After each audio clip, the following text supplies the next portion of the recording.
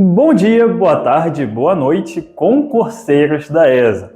Eu sou o Caio, passei no concurso em 2020 e esse é o canal Contribuir. A ideia do vídeo de hoje é contribuir também na sua aprovação em História, continuando nossa sequência de aulas sobre Brasil Império, conhecendo agora os aspectos gerais da economia no Segundo Reinado.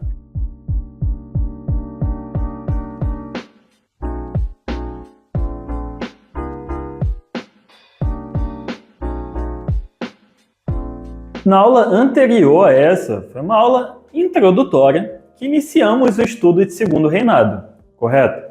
Nessa aula, o assunto abordado foi política interna. Então, nós vimos tudo o que precisamos saber sobre a organização da política interna durante a administração de Dom Pedro II. Vimos, por exemplo, que foi as eleições do cacete, as revoltas liberais de 1842, e entendemos também o contraditório parlamentarismo que se formou aqui no Brasil, né? E agora, dando continuidade na história do Segundo Reinado, o foco da aula de hoje é entender sobre as questões econômicas desse período. E já fiquem cientes que dentro desse assunto, vamos precisar estudar sobre 4 tópicos, tá bem? Primeiro, a sociedade e a economia cafeeira, que é o que vai demandar mais tempo e tem mais assuntos também. Vamos falar também sobre a Era Mauá, a Tarifa Alves Branco e a Lei de Terras de 1850. Entendido? Então, antes da gente mergulhar nesses assuntos aí, aquelas rápidas recomendações. Pessoal, não esqueça de copiar as caixas de texto, tá bem? E vocês sabem que são elas que vão facilitar a sua vida na hora de revisar esse conteúdo. Esteja no local mais tranquilo possível também, com mínimas distrações, e não deixe as notificações de você sabe quem ligadas aí, tá bom? Espero que esteja tudo certo e vamos lá. Primeiro tópico aí que vamos falar na aula de hoje é sobre a economia e a sociedade cafeeira, tá bem? E você já pode anotar aí no seu caderno que o ano de 1727 foi o ano que o café foi introduzido no Brasil. E que inicialmente, pessoal, ele não tinha muito valor comercial não, tá? Ele era destinado apenas ao consumo local, sem muita expectativa de mercado consumidor. Porém, no início do século XIX, mais ou menos, o hábito de tomar café começou a se popularizar na Europa e nos Estados Unidos também. E aí, irmão, o negócio ficou bacana, né? Ficou tão bacana ao ponto do Brasil se tornar o principal produtor mundial de café da época, posição que se manteve de 1830 até o final do século XIX. E título de conhecimento também, pessoal, essa posição que o Brasil conseguiu alcançar de principal produtor mundial de café, né, é graças à queda da produção francesa e também graças ao clima e solo favoráveis de várias regiões do sudeste brasileiro que favoreciam o desenvolvimento da lavoura cafeeira. Bom, e por conta dessa importância econômica que o café começa a ter para o Brasil, isso, claro, vai fazer com que algumas coisas aqui comecem a mudar também, né? Comecem a se adaptar. E a gente consegue visualizar isso, por exemplo, na mudança do centro econômico, que antes ficava no Nordeste e agora, com o ciclo do café, é transferido para o sudeste do país, especialmente no Rio de Janeiro, São Paulo, Minas Gerais e no norte do Paraná. E no que se refere à base trabalhadora, o negócio também começou a mudar, tá? A mão de obra escrava começou a ser substituída por trabalho assalariado de imigrantes europeus. E isso aconteceu muito por conta das leis abolicionistas que estavam surgindo nesse período, tá? Essas leis a gente vai estudar numa aula mais para frente.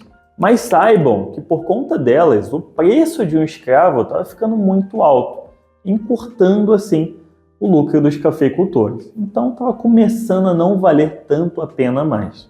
Então, uma alternativa menos custosa era contratar esses estrangeiros através do sistema de parceria, onde o imigrante ele trabalharia na terra e dividiria a colheita com o proprietário.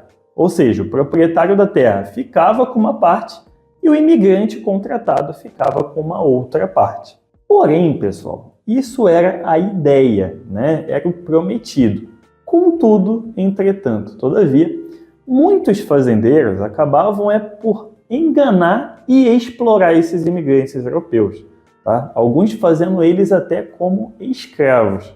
Então, por conta disso, lógico, esse sistema de parceria foi um fracasso. E esse tratamento hostil desestimulou a vinda de novos imigrantes europeus no Brasil. Pegou a ideia? E para terminar esse tópico, anotem também que o ciclo do café ocasionou uma diversificação na economia, principalmente porque os donos das fazendas tinham vida urbana, diferentemente do que acontecia na economia açucareira, né? Pois bem, encerramos o assunto de ciclo do café. Partindo agora para o segundo tópico dessa aula, vamos falar sobre a Era Mauá, tá bem? E pessoal, já entendam que a Era Mauá foi um surto industrial que ocorreu aqui no Brasil durante o Segundo Reinado, entre os anos de 1850 até 1878. E só para vocês terem ciência, esse nome aí, Mauá, ele provém do grande empresário da época chamado Irineu Evangelista de Souza, mais conhecido como Barão de Mauá, que foi uma figura de destaque durante esse período de crescimento industrial. Na época, esse cara chegou a fundar empresas de construção de navios a vapor, empresas de fundição de ferro, construiu a primeira ferrovia brasileira que ligava Guanabara a Petrópolis, construiu também a primeira linha de bondes do Rio de Janeiro, foi responsável pela instalação da iluminação a gás da cidade do Rio de Janeiro, pela construção de linhas de telégrafo, além de um cabo submarino intercontinental que ligava a Europa e o Brasil. Ou seja, pessoal, o que eu estou querendo dizer com isso? Que nesse surto industrial que o Brasil vivenciou, Barão de Mauá foi sem dúvidas a maior referência da época. E por conta disso a gente apelida esse momento como Era Mauá. Pegou a ideia? Agora, é importante também que a gente saiba o que favoreceu para que esse surto acontecesse, né? E sobre isso, podemos destacar 3 pontos essenciais, que são, primeiro, a extinção do tráfico internacional de escravos. Porque isso fez com que o enorme capital que era investido na aquisição de escravos fosse investido em outras atividades econômicas, sendo uma delas a industrial. Outro ponto foi o aumento das taxas de importação que entrou em vigor com a tarifa Alves Branco. Isso contribuiu muito para que essa industrialização acontecesse, pessoal, porque possibilitou uma concorrência nacional frente aos produtos estrangeiros, né? Só lembrando vocês, antes da tarifa Alves Branco, era colocado o imposto de 15% sobre os produtos ingleses, 16% sobre os produtos portugueses e 24% sobre os produtos de todos os demais países. Depois que a tarifa Alves Branco entrou em vigor, o imposto subiu para 30%, quando não tinha produto semelhante sendo feito no Brasil, e 60% quando tinha. Ou seja, isso foi um impulso enorme para os brasileiros começarem a investir, né? E por último, pessoal, podemos dizer também que os lucros provindos do café serviram para financiar as indústrias, tá ok? Pois bem, até aqui nós entendemos que houve um surto e também o que o favoreceu, né? Chega o momento de vocês terem uma noção palpável do que foi esse surto industrial aí, tá legal? Veja bem, pessoal, no ano de 1849, o Brasil contava com 67 estabelecimentos industriais. Já no ano de 1889, 40 anos depois, esse número saltou para 482 estabelecimentos. Ou seja, foi sim uma mudança significativa no Brasil Império. No entanto, preciso que vocês entendam uma outra coisa aqui. Pessoal, o termo surto industrial significa que houve um forte crescimento das atividades fabris, mas não significa que o Brasil se firmou no caminho da industrialização. É importante que vocês entendam bem isso, gente. Se foi um surto industrial, significa que houve um crescimento das atividades industriais durante um período, mas que teve início, meio e fim. Vocês conseguiram pegar essa ideia? Se vocês conseguiram entender isso, vamos seguir agora e ver as causas que fizeram com que a Era Mauá chegasse ao fim. Por que parou esse crescimento fabril aí? O primeiro ponto para você anotar aí é a falta de apoio governamental, tá? Porque o governo imperial diminuiu as taxas de impostos que eram colocadas sobre os produtos estrangeiros, trazendo com isso uma forte concorrência internacional e deixando as indústrias nacionais no aperto, né? E saibam também que essa redução nas tarifas alfandegárias foram feitas muito por exigência das elites latifundiárias, tá? Que não estavam gostando nada das mudanças que esse crescimento industrial estava trazendo ao Brasil. E partindo para o próximo tópico, chegou o momento de falarmos sobre a Tarifa Alves Branco, que foi lançada no ano de 1844, ok? Como vocês viram, a gente já falou sobre ela, né? Eu precisei falar quando a gente estava falando sobre a Era Mauá.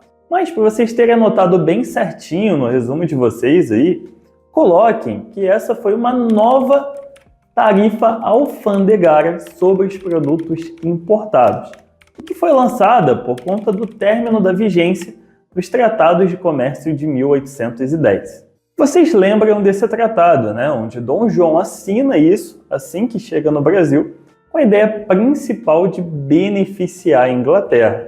Os produtos ingleses eram taxados a 15%, como a gente já falou, né?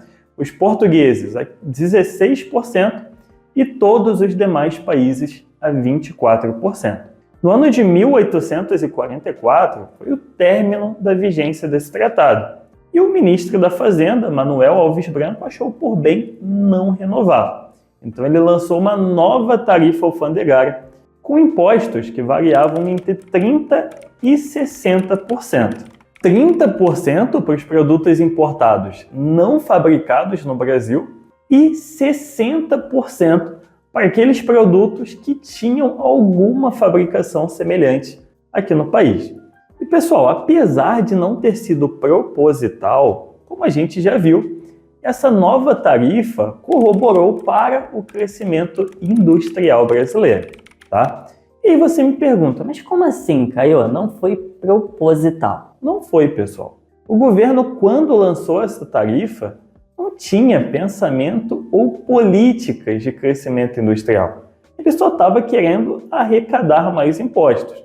Porém, ocasionalmente acabou por beneficiar os empreendedores nacionais. O último assunto a ser batido, então, é a Lei de Terras de 1850. Essa lei determinava que, a partir daquele ano, uma propriedade só poderia ser adquirida através da compra e não da ocupação. Tinha uma exceção só, que era o caso do uso capião, que era a aquisição de uma propriedade por ocupação prolongada. Era a única exceção que tinha. Mas saibam também que o objetivo dessa lei era manter a concentração de terras nas mãos da elite agrária e preservar o caráter agroexportador do país. E eu te chamo a atenção para um fato curioso aqui, tá? Percebam que essa lei foi lançada no mesmo ano que a primeira lei abolicionista valendo mesmo foi lançada. A gente ainda vai estudar a Lei Eusébio de Queiroz, que proibia o tráfico internacional de escravos. Enfim, para quem sabe ler, um pingo é letra, né? E aqui a gente vai dando fim a mais uma aula, tá bem, pessoal? Eu sei, foi muito rápido, né? A história, ela tem esse poder de nos entreter e você nem vê o tempo passando. Espero ter contribuído da melhor forma com o seu entendimento. Foi um grande prazer para mim. Tamo junto e tchau, tchau.